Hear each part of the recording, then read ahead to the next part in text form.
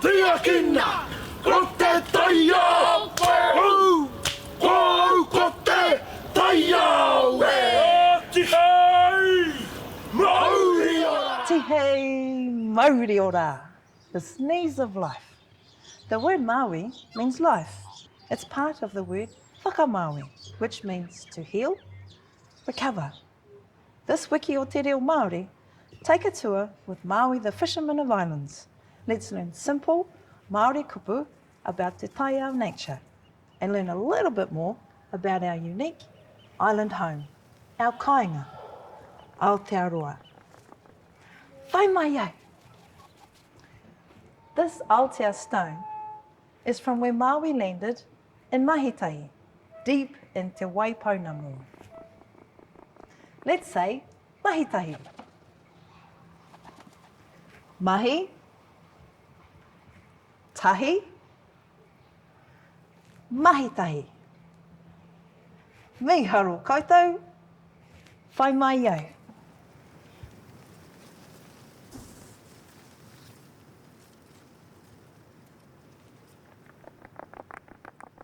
Te ika whenua. Let's say te ika whenua. Te ika whenua. Te ika whenua. As we know, Maui fished up the North Island. No humans then. This was a pure land. This land was already occupied by the insects. From Tangaroa, Punga, Ikatere, to Te Wana. The trees and plants from Tāne, Haumie and Monehu. Let's say whenua horomata. Whenua horomata, whenua horomata. Ka mutu pea koutou. Whai mai ahai. Ko au te taiao, ko te taiao ko au.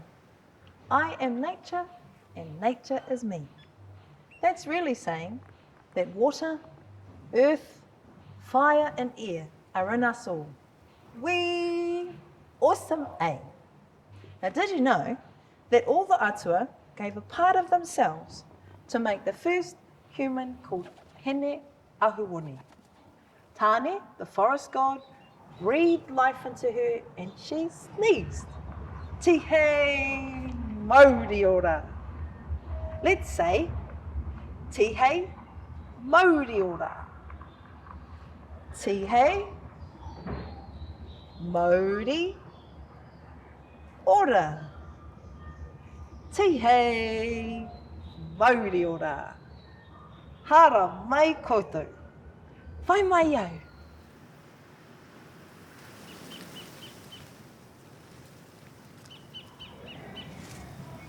Let's say runga.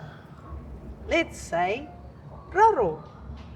In Māori, we say going down to the tail of the fish, raro.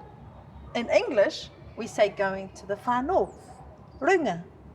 In Māori, we say going up to the head of the fish, runga. In English, we say going down south to Wellington, raro. Let's say raro. Runga. Confused? It depends on which is your north and which is your south. I suppose it's a choice. Me haro ki koutou. Whai mai ahau. Ko rua moko enganguru nei i au aue ha. Ruau moko, rakahore, mahuika, hene tāpeka, te pupu, te hoata. They are the atua of earthquakes, volcanoes, fire, steam and sulphur.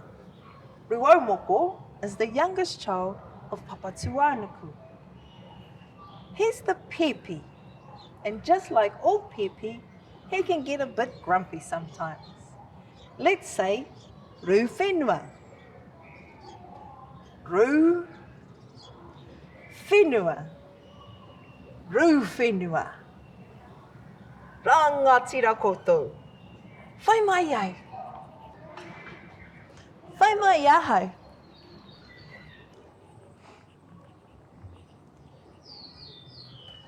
Te atua, puna weko, huramanu, tāne te hokahoka, peketua, parauri, created the birds and lizards. These creatures are tawhito. Let's say tawhito. Many of them are mate a moa. Let's say mate a moa. Mate a moa. Mate a moa. Ka wane ki e koutou. Whai mai ahau.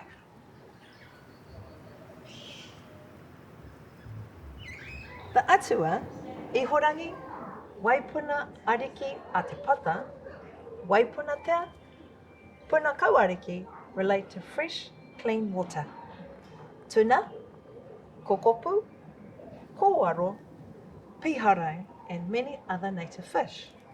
Aotearoa is an awesome kāinga, eh? Let's say, waiora. Wai, ora. Waiora. Let's say wai mate. Wai mate. Wai mate. Ka mutu pea koutou. Whai mai au.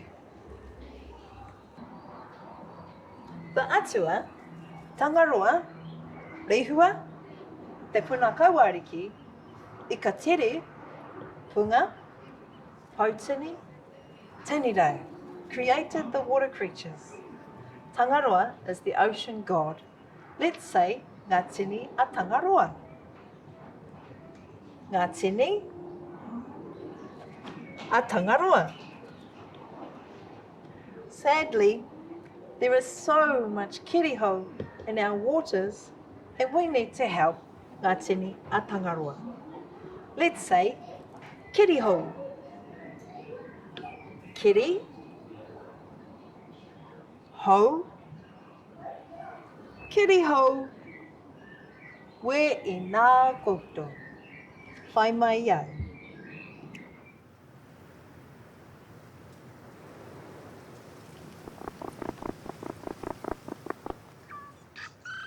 Āwhina ia tāne ki te toko ia ranginui ki runga.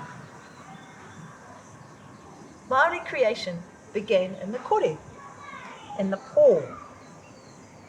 Tāne separated rangi and papa so light and life may flourish. The trees, the birds and insects are fighting climate change, fighting to keep rangi above. Let's help them. Let's say tāne toko rangi. Tāne toko rangi. Tāne toko rangi. Miharo ki koutou. Whai mai au. Tuia te hā o te reo Māori ki te rangi. Thank you for joining me on our tour of Te Taiao nature, Te Wiki o Te Reo Māori, here at Te Papa. Find everyday situations you can use these exciting words. Try out some of our kiwaha. Kia whakau Māori ake, ti hei Māori ora.